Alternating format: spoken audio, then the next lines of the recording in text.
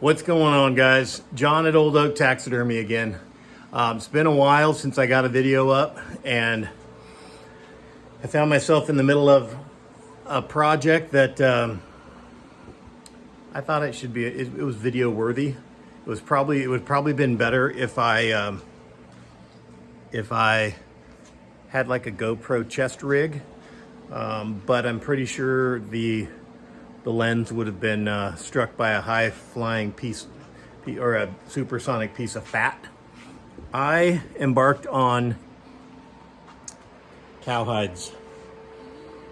So I had a couple people. We did an event here in town that we had a little booth, and of all things that came out of it, cowhides.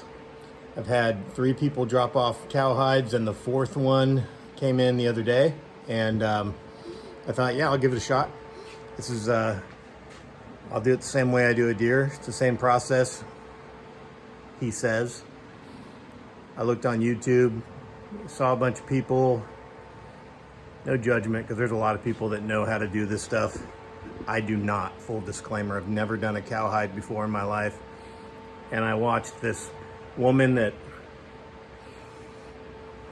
I don't know, she was off-grid kind of gal, and weighed about 140 pounds.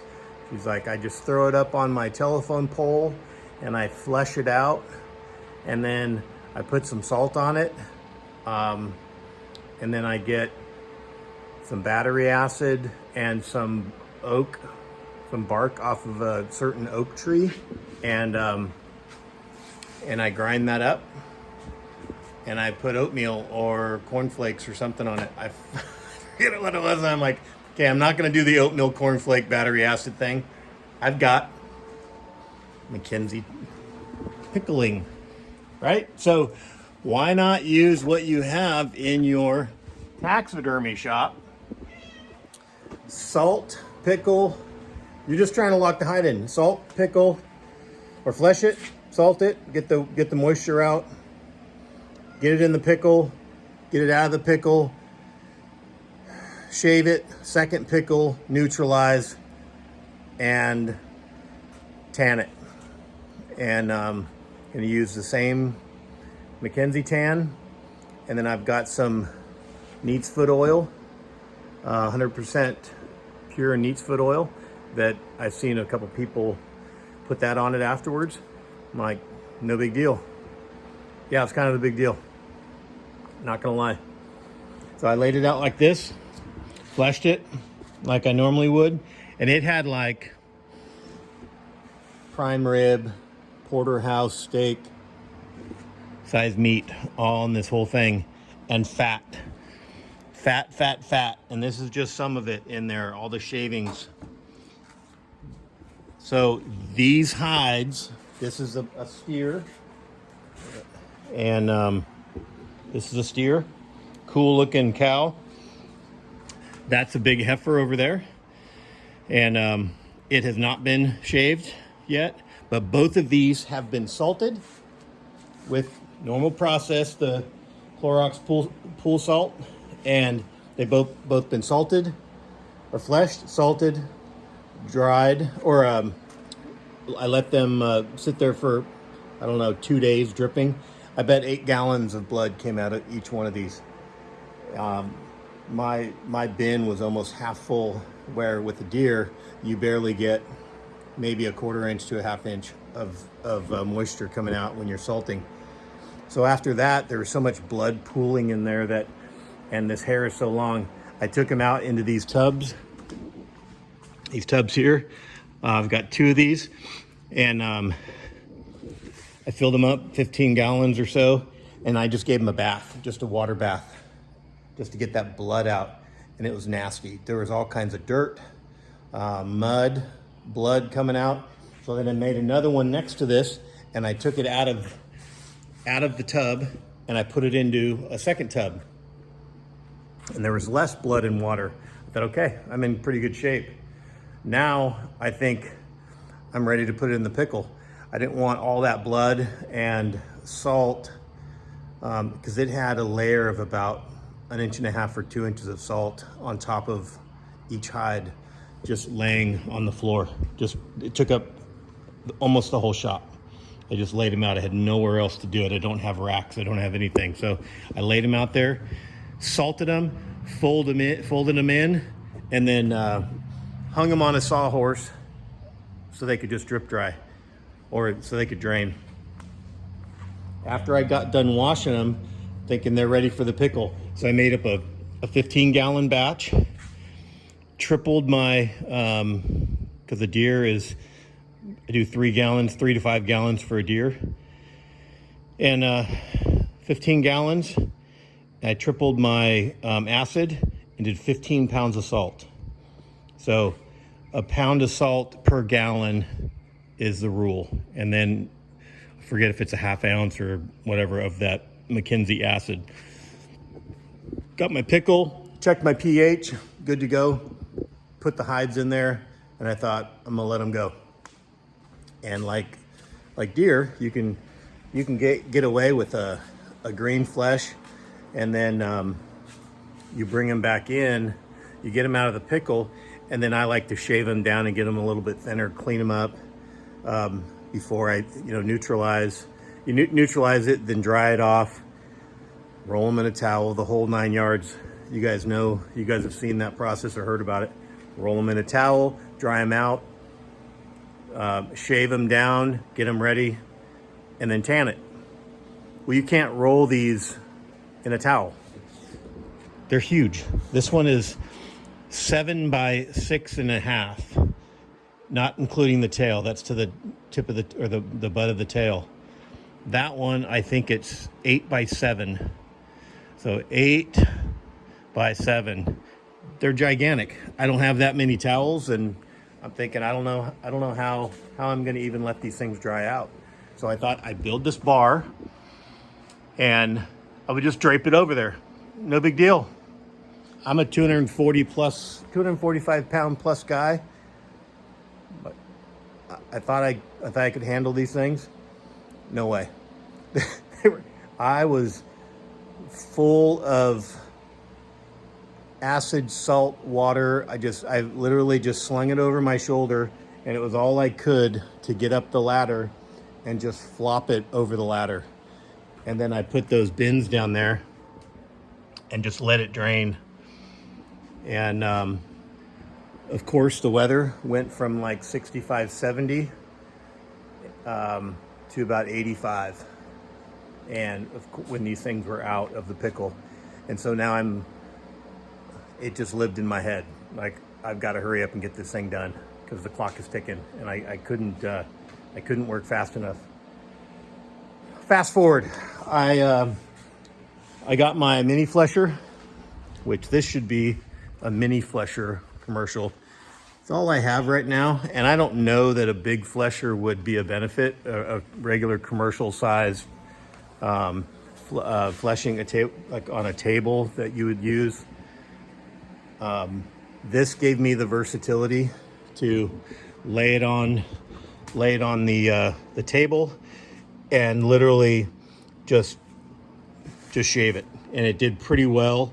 What I did learn, so this is a mini flesher tutorial for free. These things are like weed eaters. This blade spins this way. It spins clock. Edit that out. Sorry about that. Clockwise, if you're looking at it. If you're looking this way, it's still going clockwise. Never mind. So it's spinning this way, okay? And it's shooting the little fat and flesh chunks out that way. Well, I was like this because I'm right-handed, and my arm, this is cleaned up a little bit, but my arm was just full of juicy cow fat, and it still is, but I had gloves on and no big deal, and I wore the little work gloves too to give me a little bit of extra grip because this thing was just fatty and slimy. But these little dudes were flying around everywhere, and there were bigger. I mean, this is it. This is what was coming off. This is what was coming off that thing at you know, 50 miles an hour blazing out of there. And I finally got smart because I was working this way, fleshing down this way, but then it was getting caught up in the chunk of fat and flesh. And I finally realized, okay, idiot, it's like a weed eater. You got to go this way so you're not spraying yourself with it. So I just sat here and I just did about dollar bill size strips down, and I just worked a section, and then I would move the hide, clamp it again so it didn't fall off, and just work my way down. And the edges, you have to have that mini flesher. Again, the rotation of the wheel is this way, so you're not going to bite. It's going this way. You're not going to bite that edge and grab it if you do it this way. You cannot hit it going this way because it will grab that and it'll tear it up. So you've got to work backwards. You've got to move other side of the table. Anyway, the fleshing machine part is over. But this is what the whole shop looked like. Just fat and meat everywhere. President Reagan even has a little bit on him. Sorry, sir. I'll clean you up. But it's everywhere. I finally had to cover my tools, and everything is just covered in flesh. And there's some on the cabinet, some on the board. There's some all over this table. There's some on the clock. There's a nice chunky piece on the clock. Everywhere. So, needless to say, I'm not that good, and I will listen to any comments y'all have, but I just used the tools I have and thought, I'm just gonna get after it, and I'm gonna be smarter after I get done with it. But I'm probably 8 hours into this already. Took me a couple hours to flesh it because I flesh it by hand. I don't use my fleshing beam. It was just too heavy and I couldn't keep up. It was too heavy. It was sliding down and I was just fighting it to get a fleshing knife. People that are better than me, have at it.